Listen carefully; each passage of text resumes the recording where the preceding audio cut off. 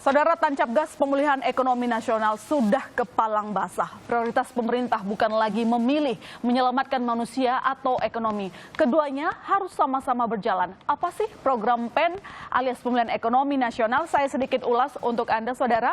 Kita tahu pemerintah mengeluarkan sejumlah insentif, begitu ya, mengeluarkan program ekonomi untuk menyelamatkan ekonomi. Tidak ada lagi pilihan mau ekonominya dulu atau penyakitnya dulu. Di luar dari penanggulangan kesehatan, pemerintah juga harus kembali menata kembali ekonomi kita. Kita sudah musim dingin ya secara struktur ekonomi, jadi ini yang harus kita hadapi. Pertama, saudara, dari PEN yang diberikan oleh pemerintah, penanganan ekonomi nasional untuk UMKM nih, saudara.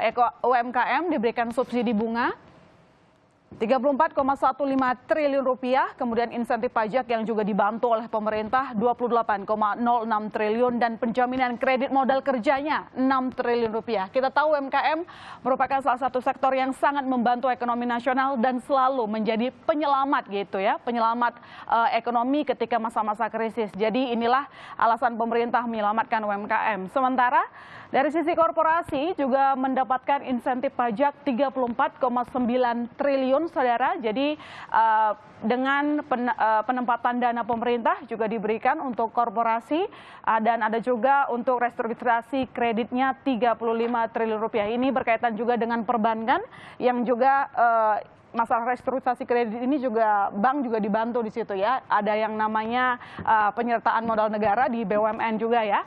Kemudian ada pembayaran kompensasi, talangan modal kerja dan dukungan lain.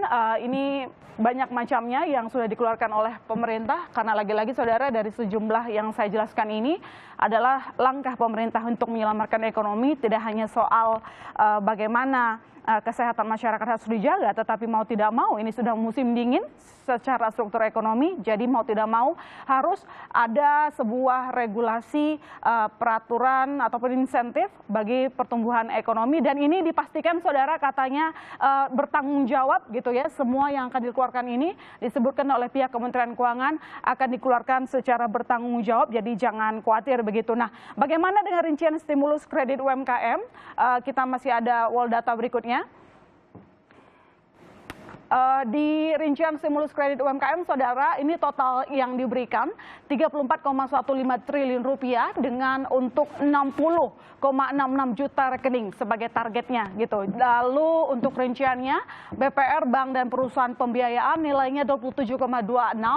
Kemudian untuk UMKM rincian yang tadi saya sebutkan, penundaan angsuran dan subsidi bunga 6%-nya untuk 3 bulan pertama nantinya, baru setelahnya 3% untuk 3 bulan selanjutnya. Kemudian untuk 6,4 triliun rupiah nanti dialokasikan untuk KUR, UMI, Mekar, dan Pegadaian.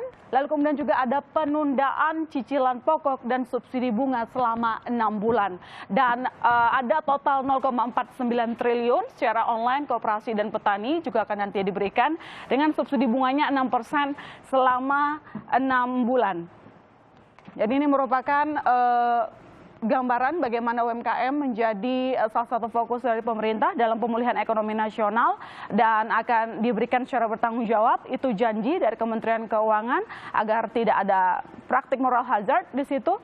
Semoga COVID dapat segera selesai dan ya ini dia tadi kita bisa memulihkan ekonomi karena memang jumlah korban terus bertambah, saudara, dan yang kita hadapi tidak hanya pemulihan ekonomi tetapi juga soal penyakit.